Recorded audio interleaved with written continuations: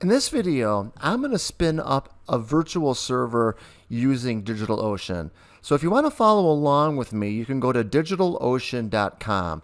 Now what DigitalOcean is DigitalOcean is an infrastructure as a service provider. It allows us to spin up virtual servers, mostly of Linux boxes of all different sorts of capabilities. It's very similar to like Amazon Web Services EC2, but it's not as full featured as AWS, as Amazon Web Services is more of a platform as a service, where DigitalOcean is infrastructure as a service. So I'm logged on to my user ID, which is Bob Hendry. So I'm not going to show you the actual login, but I've logged into my account. Let me show you the things that you can do in DigitalOcean. First of all, most things that you do within DigitalOcean, you're going to do within a project. So I'm just going to create a project here called My New Scripting Project. You can call it anything that you want. And what I'm going to do is I'm going to just spin up a simple CentOS or CentOS Linux box. And you're going to see the steps in doing so. It really only takes a few minutes. If I didn't have to do it so slowly and deliberately, I probably can get it up and going really just in a couple minutes or so. But I'm just going to go through the verbose steps and actually doing it. And while I'm doing so, I'm going to give you a short guided tour of DigitalOcean. Now, I like DigitalOcean because it's very simple, it's easy to use, and you can spin up virtual servers quickly and easily and cheaply. You have all sorts of different price points that you can spin up servers. You can start with small price points of like as little as $5 a month. And of course, you can go up from there. So now when you spin up a virtual server, they're called droplets. So a droplet is basically a DigitalOcean virtual server, but there's other things that you can do in DigitalOcean as well. So if you want to, you can go on your left-hand side and you could look at all sorts of things that you could manage in DigitalOcean, such as databases, spaces, volumes, networking, and images. Databases are also a really good buy on DigitalOcean, where you can spin up services or databases such as MySQL fairly inexpensively. So to create that, you could create a droplet, which we're going to do. Droplet is a virtual server. Databases, volumes, clusters, domains. You could do things such as firewalls, floating IPs, load balancers, all that other good stuff. So as you can see, it's really not a platform as a service such as Amazon Web Services, but it's a really decent, better than average infrastructure as a service. So let me create a droplet, which is a virtual server. Now here are the different options that we have. We can do the distribution, for example, Ubuntu. We can do FreeBSD, Fedora, Debian, or CentOS. I use CentOS or CentOS, depending on your accent.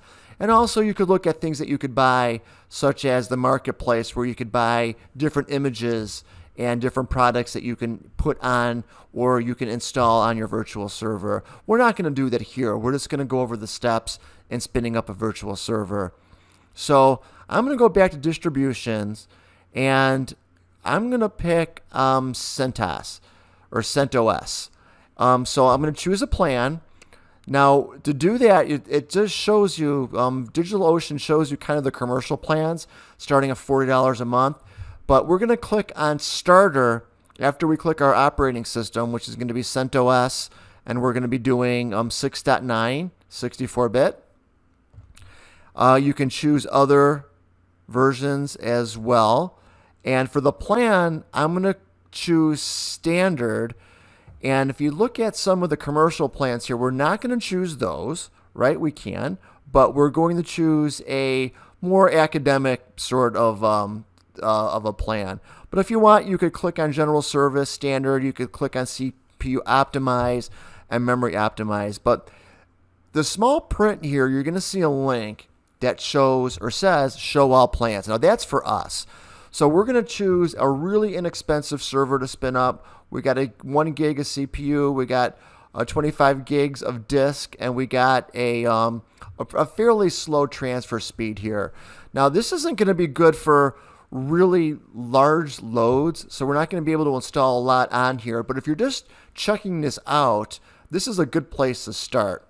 Also, you get to choose your data center region. So if you're choosing like an edge server, you want to choose one close to you. So we're going to choose New York, United States, and you can, like I mentioned, choose one that's closer to you. Now for authentication, we can do SSH keys, which is probably what you may want to do for production servers. But for our case, we're just going to say a one-time password. We're going to keep it easy peasy, nice and easy here. So we're not going to do more secure authentication. You can play with that a little bit later. Let's just get it up and going for now. And again, a lot of you are rolling your eyes because you probably want to use SSH. But just to get things going, I'm assuming you've never done this before. You can always do that later. Now for a host name, I'm just going to put in Hendry, and I'll put in my test server. And I can't use underscores there. So let me go back and put a hyphen and put in Hendry test server. And then you could do things such as add tags for searching. We're going to skip that for now. And let me change my host name to Hendry test server development. So save this, so you're going to need to know it later. At that point, we're almost ready. So we can click on Create Droplet. At this point, what's going to happen is DigitalOcean is going to create, provision our server, and is going to send us an email that's going to be, act as a confirmation that the server's been created, and it's going to give us the admin password so we could log in as the root user, the root admin user. And you might want to write down your droplet name here. At this point, what we can do is we can wait for DigitalOcean to provision our server, and after our server's provision, we can log into it. And you also want to take this IP address and you want to write this down as well. So in this case, we got 142.93.3.17. So now what we're ready to do is we can log into our root user, we can log into our droplet and we can log in as the root user. Now at this point, like I said, after you create your droplet, you're going to get an email that's going to tell you what your admin user is going to be. So at that point, what you would do is you would log on as your root user, make sure that your server's provisioned, and at that point, what you would do is most likely create additional users, like a regular user you would log on as. So I'm going to do that. I'm going to click on my droplet, but before I do that, if you click on the ellipsis here, you get to see all the things that you get to do on that droplet. Now, what we're going to do here is we're not going to destroy. Destroy would actually get rid of our instance. Is we can do the access console will allow us to log in via a website or via a web page. Now, in reality, you may want to download Putty, P-U-T-T-Y, to use to log into your virtual server, but you can do so here as well. So at this point, I'm going to log on as my root user. It's going to ask me what my login is going to be. I'm going to maximize this. I know it's a little bit small. What you can do is you can make your font a little bit larger if you want. Now, we're not going to be doing a whole bunch of stuff here, so we'll just use the small font for now. So the first time that you log in, you're going to log in as root, R-O-O-T. And that root user is going to be, your admin user. It's going to give you command line access to actually, do all of your admin stuff. Now, you don't want to log on to your root user every time you log into your server. You're going to want to log on as other users that have different, privileges to create files and to do administrative tasks or do or not do administrative tasks on your server. That's really going to be up to you. So we're not going to go over any sort of security here or any sort of user management, what different users should be allowed to do or not to do. We're just going to go into just some quick, create a user and, and put in a password for the user, etc. Now we're going to log on as root, and like I said, you're going to check your email, and DigitalOcean is going to give you your password. So once you do that, you're going to get like a real weird sort of, one-time only use password. So you're going to supply that in DigitalOcean. Then it's going to prompt you to change your root level password. Now, again, we're not using SSH here. We're just using the one-time password thing. So in reality, you probably would be using SSH to do that. But here we're just using the one-time password thing. And it looks like I got it screwed up here for my my password. So let me go grab it again. What I'm doing is I'm grabbing it off camera here, so you don't really get to see it. So let me log in again, and it's clicked in exit, went back in. So I put in my password, or pardon me, let me log in as root.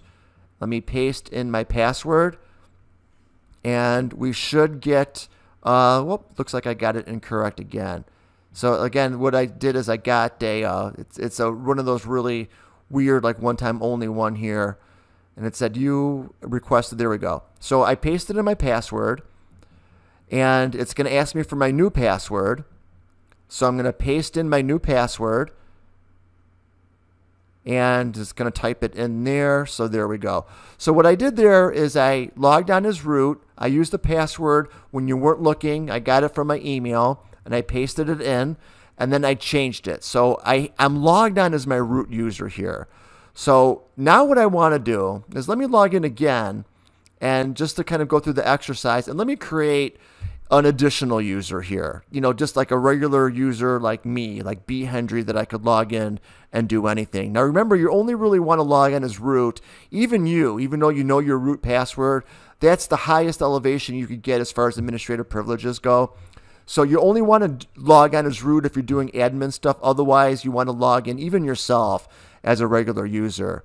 So let me go back and go into DigitalOcean again and go into my droplet and do that change. So again, I'm kind of playing around here, kind of getting in and out. So I don't want to add a domain. I want to access the console again. There we go. So let's pretend like we're just logging in for the second time. I mean, we logged in as root. We changed our password. So tomorrow we log in as root. We put in the password that we changed to 2. And then now we're logged in as our root user. So our first thing that we want to do is create a mortal user. Now, if you know Linux, you know the script and to do that. So we're going to go through the steps in creating a user and then creating a password for the user. Now, different users are going to have different capabilities. So if you don't know Linux and you don't know how to give user security different capabilities, I encourage you to learn how to do that. Again, this is kind of a beginner's video. The purpose of the video here is really just to spin up a virtual server in DigitalOcean, log into the virtual server as the root user, change the root password, and then create a user. That's really all that we're doing here. So let me create a user by choosing the user add method or the user add command. So right now what I did is I added a user called B. Hendry. Remember, I'm logged in as root. So at this point now, I need to change or need to select a password for B. Hendry. Now again, if you want to know more about adding users and password management on Linux systems, I encourage you to look that up. Here we're just doing the happy path. So what I'm going to do here is I'm going to change or actually specify the password for B. Hendry, and I'm going to put in my new password. You can choose any one that you want. Then it's going to ask me to retype it. Remember, I'm logged in as root. I'm the admin user here. Not everyone can do this.